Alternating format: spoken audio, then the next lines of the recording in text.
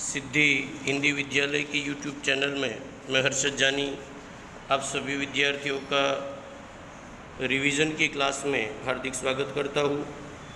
विषय की शुरुआत करूँ उससे पहले सुंदर सा सुविचार कि जो रहता है हमेशा मेहनत के साथ, किस्मत नहीं छोड़ती कभी उनका हाथ। और इसी सुंदर से सुविचार के साथ आइए मिलकर 1 मिनट के लिए माता सरस्वती को भी याद कर लेते हैं।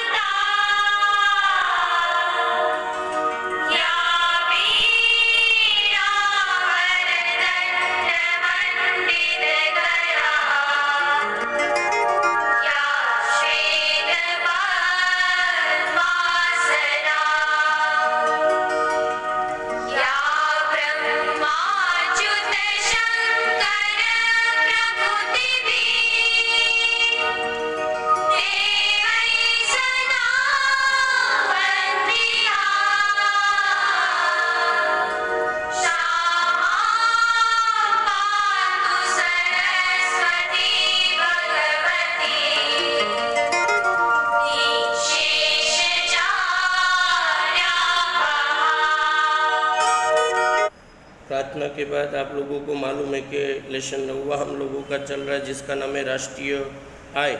और राष्ट्रीय आय के अंतर्गत हमने बहुत सारी बातें लगभग देख ली है। उसके अंतर्गत हम लोग जो लास्ट में रिवीजन के वीडियो के अंतर्गत देख रहे थे वो राष्ट्रीय आय की मापने की पद्धति, उसमें उत्पादन पद्धति के बारे में हम लोग देख रहे थे। उत्पादन पद्धति का परिचय लेने के बाद उत्पादन पद्धति में कौन सी आय गिनी जाती है और कौन सी आय नहीं गिनी जाती।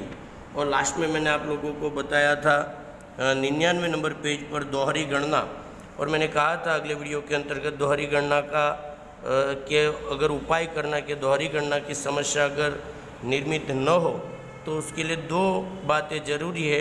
एक, सिर्फ अंतिम वस्तुओं का ही मूल्य गिनना चाहिए।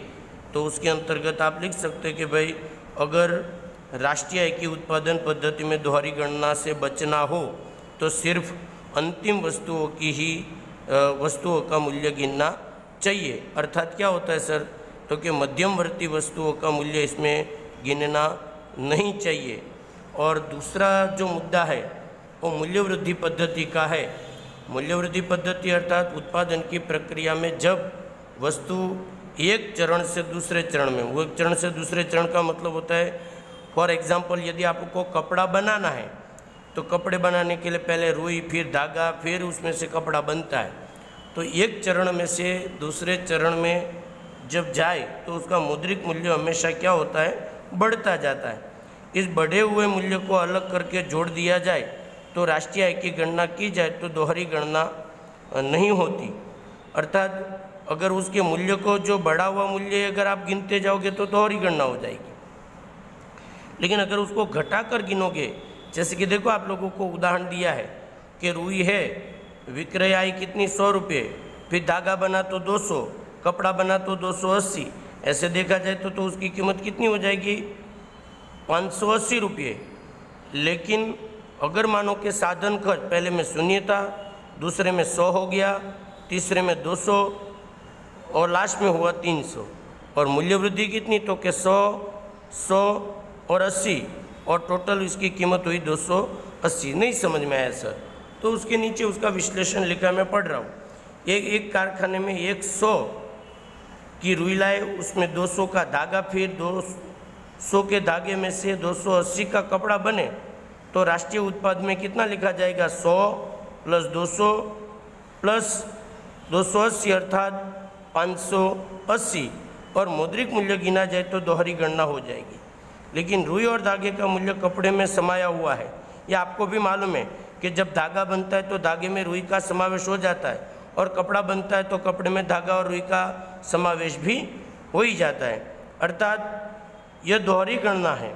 परंतु यदि 100 की रुई, 100 का धागा, लास्ट कॉलम देखो, 100 की रुई + 100 का धागा और 80 रुपये कपड़े का बढ़ा हुआ है वो मूल्य वृद्धि को ही अगर आप गिनते हो तो दोहरी गणना होगी नहीं और आप उत्पादन पद्धति में राष्ट्रीय आय को व्यवस्थित प्राप्त कर सकोगे। अर्थात आपको पहला और दूसरा कॉलम मायने नहीं रखता है, तीसरा कॉलम मूल्य वृद्धि की पद्धति अपनानी चाहिए, विक्रय और साधन खर्च की पद्धति अपनानी नहीं चाहिए, ताकि आप राष्ट्रीय आय का मान व्यवस्थित निकाल सको। उसके बाद कल मैंने कहा था पुनः विक्रय, और उसके बाद घिसाई वाला 10वां मुद्दा देखो तो उसमें एक ही लाइन में कि उत्पादन प्रक्रिया के दौरान पूंजी के साधनों में होने वाली घिसाई को भी राष्ट्रीय आय में से घटाकर गिना जाता है। 11वां, निर्यात मूल्य हो तो उसको जोड़ा जाता है। तस्करी या गैर कानूनी कोई भी आय है तो उस आय को उत्पादन पद्धति के अंतर्गत गिना नहीं जाता। इन शॉर्ट उत्पादन पद्धति की पूरी टिप्पणी यदि आप लोग देखो तो आपका मेन मुद्दा एक ही है कि कौन सी आय को गिनना है और कौन सी आय को नहीं गिनना है।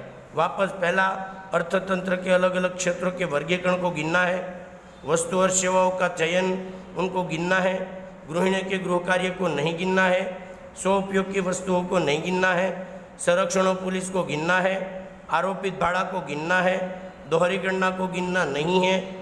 उसके बाद परोक्ष कर को घटाना है और सब्सिडी को जोड़ना है, पुनः विक्रय को नहीं गिनना है, घिसाई को घटा देना है, निर्यात मूल्य को जोड़ना है और गैर कानूनी आय को राष्ट्रीय आय की उत्पादन पद्धति के अंतर्गत गिनना नहीं है। इस प्रकार से आपको अलग अलग मुद्दों के आधार पर राष्ट्रीय आय की जो पहली पद्धति है गणना की उत्पादन पद्धति, उनके बारे में रिवीजन तैयार करना रहेगा। अंत तक आप लोगों ने वीडियो देखा, उसके लिए आप लोगों का बहुत बहुत धन्यवाद। यदि आपको वीडियो पसंद आए, लाइक, सब्सक्राइब और शेयर करना ना भूलें, और वीडियो से रिलेटेड कोई भी जानकारी चाहिए तो आप मेरे मोबाइल पर संपर्क कर सकते हो। बहुत बहुत धन्यवाद। जय हिंद, जय भारत, वंदे मातरम।